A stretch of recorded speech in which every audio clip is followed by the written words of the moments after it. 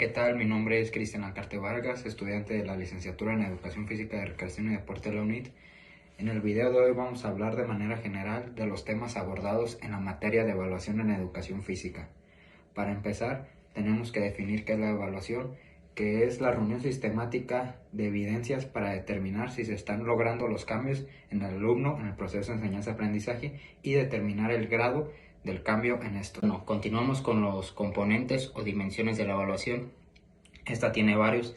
El primero de ellos es la finalidad, que esta se divide en dos. En la formativa, que se utiliza para evaluar el nivel de comprensión de un estudiante para así diseñar el mejor plan de aprendizaje, y tenemos por otro lado la sumativa, que se utiliza para determinar el nivel de logro de un estudiante en un contenido de aprendizaje determinado.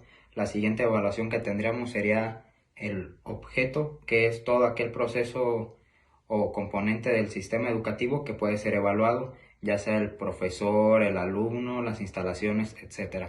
Luego tenemos la información, que esta debe ser técnicamente diseñada y sistemáticamente recogida, y podemos diferenciar tres momentos de esta: las fuentes de información, que son las personas de donde se obtiene la información; la instrumentalización, que son las técnicas, instrumentos o métodos para recoger la información; y por último tenemos el tratamiento de la información, que es el análisis de la información recogida.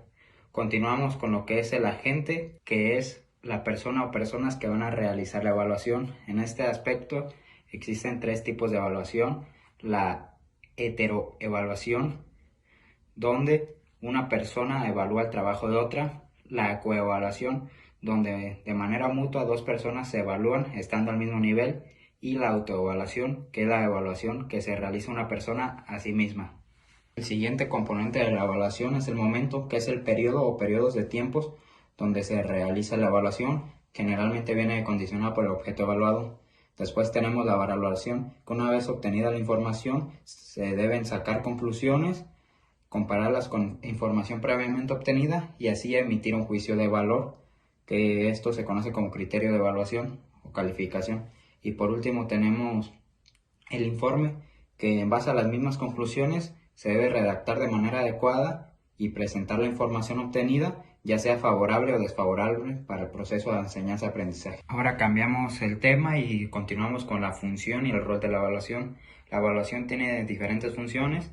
La primera de ellas es la función diagnóstico, que nos permite conocer los progresos y las dificultades en un momento determinado del proceso de enseñanza-aprendizaje. La función de pronóstico, que sirve de base para que el evaluador pueda pronosticar o predecir posibilidades futuras dentro del proceso.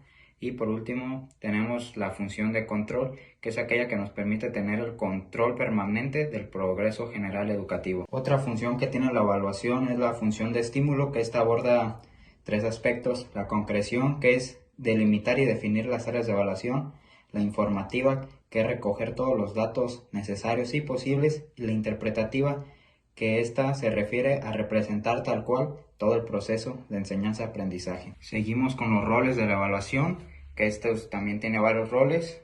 Algunos de ellos son individualizar la enseñanza y las cargas de trabajo, diagnosticar si hay alguna dificultad en la asimilación de alguna tarea motriz o algún conocimiento, medir el progreso, es decir, que si se va progresando en el proceso o no; la valoración del diseño del aprendizaje para conocer si se están logrando los objetivos; motivar a los alumnos y predecir el rendimiento de los mismos. Ahora seguimos con el tema de los diferentes tipos de evaluación.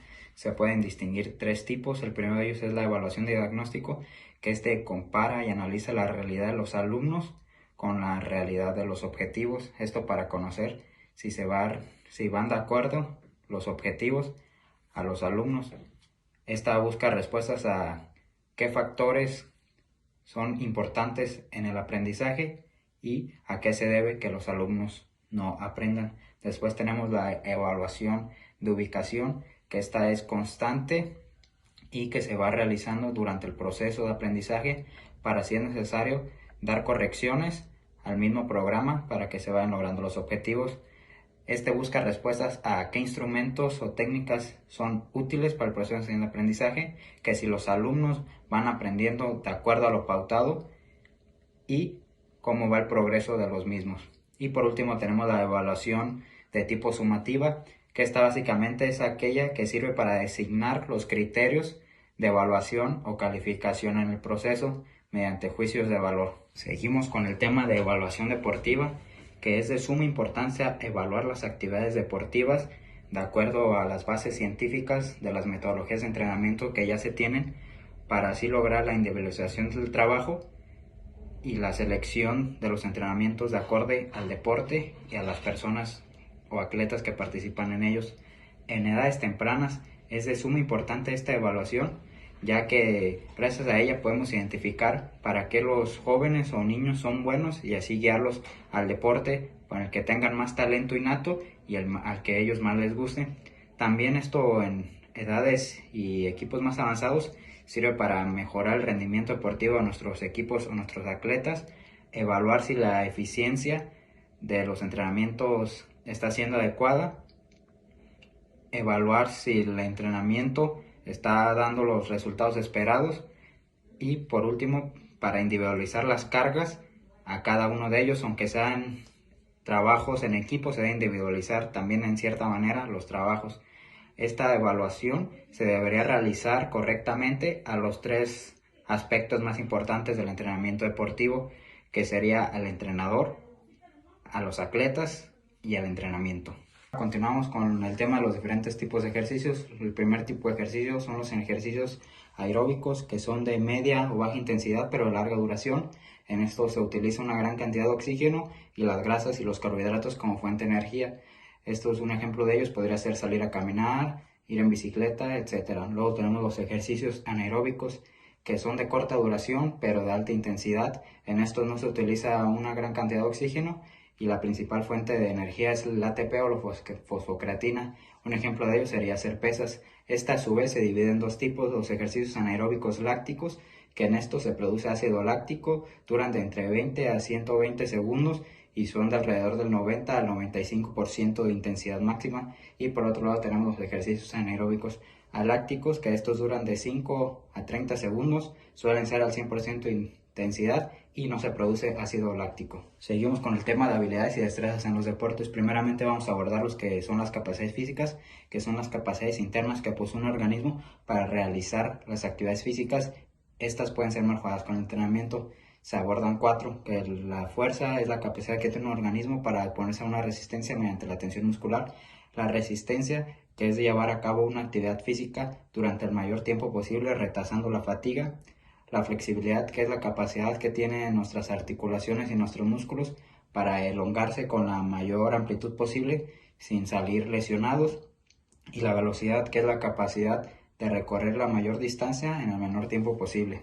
Ahora seguimos con las capacidades físicas coordinativas, que estas tienen que ver con el control de nuestros movimientos y nuestros músculos a través del sistema nervioso central. Esta también tiene varios tipos: el equilibrio, que es la capacidad que tiene un organismo de mantenerse en una sola posición sin perder el balance, ya sea de manera estático-dinámica.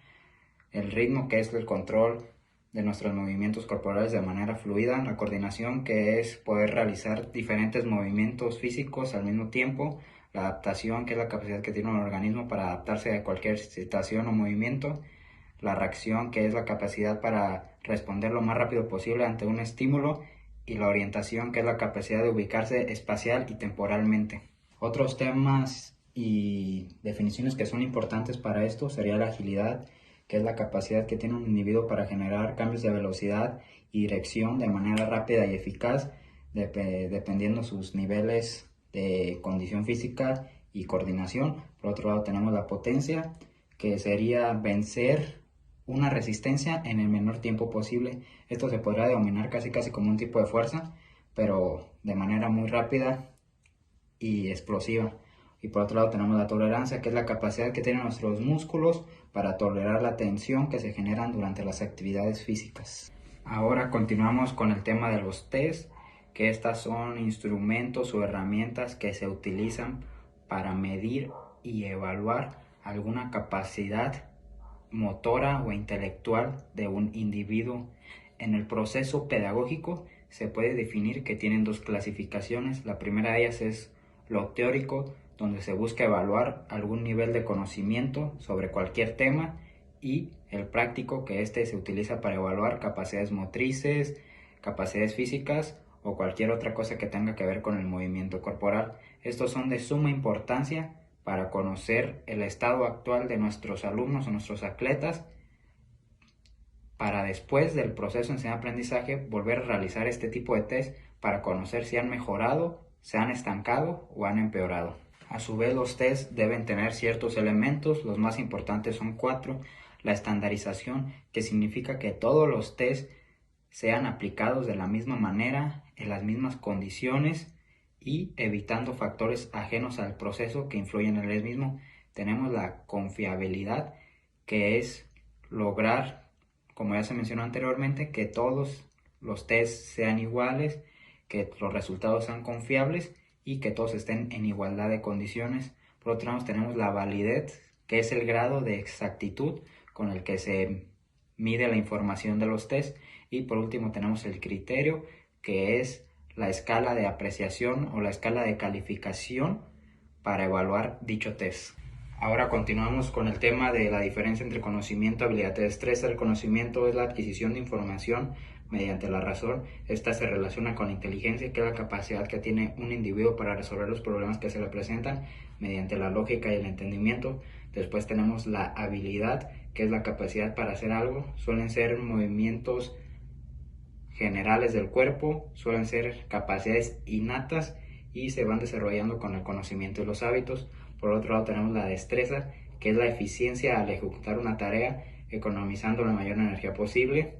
Suelen ser capacidades aprendidas con la repetición y la práctica y suelen ser movimientos más finos y controlados. Continuamos con el tema del test de Víctor Mazudo. Este se utiliza para medir la potencia y la resistencia anaeróbica. Este se desarrolla de la siguiente manera: se tiene que colocar un atleta en una pista de atletismo de preferencia, el cual tendrá 40 segundos para recorrer la mayor distancia posible.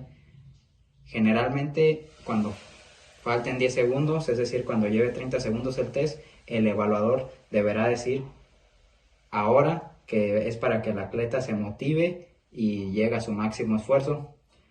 Para medir los resultados se recomienda multiplicar el peso del corredor en kilogramos por la distancia en metros y dividirla entre 40 segundos, y este resultado será su potencia anaeróbica máxima. A su vez, dentro de la materia se tuvieron 3 webinars, los cuales dieron información muy interesante. El primero de ellos trató sobre el taekwondo, donde se abordó un poco las dos áreas que existen en el mismo, que son las de técnica y de combate.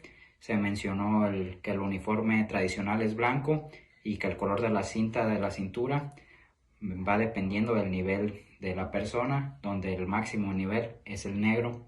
A su vez se explicó un poco las técnicas de las patadas. Se habló de que el idioma del taekwondo es coreano. Se habló de que es un deporte que se tiene que estar constantemente perfeccionando la técnica a través de la práctica para así obtener los mejores resultados. Y también se mencionó que es un deporte que se adapta a cualquier edad. El segundo webinar fue sobre un tema que afecta al mundo en la actualidad, que es el COVID-19. En este se abordaron algunos mitos y realidades de Se abordaron que algunos medicamentos o tratamientos naturales que están saliendo, en lugar de ser buenos, son perjudiciales para la salud, como el dióxido de cloro. Se habló sobre que es mito que el COVID no resiste a las altas o bajas temperaturas, ya que se puede propagar en cualquier tipo de clima. También se abordaron algunos consejos sobre cómo protegerse, que en la actualidad todos sabemos que es utilizar gel antibacterial, tapete tonificante y todo ese tipo de cosas. También se abordó de que no se le tiene que tener miedo a los termómetros en forma de pistola, ya que no causan ningún tipo de daño a la salud. También se mencionó que estos no detectan el COVID, simplemente detectan si hay fiebre, y la fiebre no siempre es sinónimo de COVID, sino que puede ser por otro tipo de padecimientos. Y así en general fue un poco abordando lo que se debe y lo que no se debe hacer, lo que se debe creer y lo que no se debe creer. Y el último webinar que se abordó, más relacionado ya a nuestra carrera, sería la actividad física encaminada al fitness. Aquí se ha hablado sobre los 3 pilares fundamentales del fitness, que son la alimentación, el descanso y el entrenamiento. Si alguno de estos 3 fallas, no se tienen los mejores resultados. Se habló sobre cómo generar hipertrofia muscular, que básicamente es romper las fibras musculares para que el músculo crezca. Se abordaron algunos sistemas de entrenamiento, como es el sistema de entrenamiento Wader, las biseries y las triseries. A su vez se habló un poco sobre cómo debería ser la alimentación. También se habló sobre algunos mitos, como que la grasa se suda y todo el mundo sabe que esto es incorrecto. La grasa se oxida y esta solamente se logra mediante un déficit calórico y mediante el ejercicio físico. Se abordaron otros temas de gran importancia, como también que se debe mantener una estructura bien planificada en el entrenamiento para que este funcione. No se debe dejar ningún aspecto de los ya mencionados al azar para que se obtengan los mejores resultados posibles.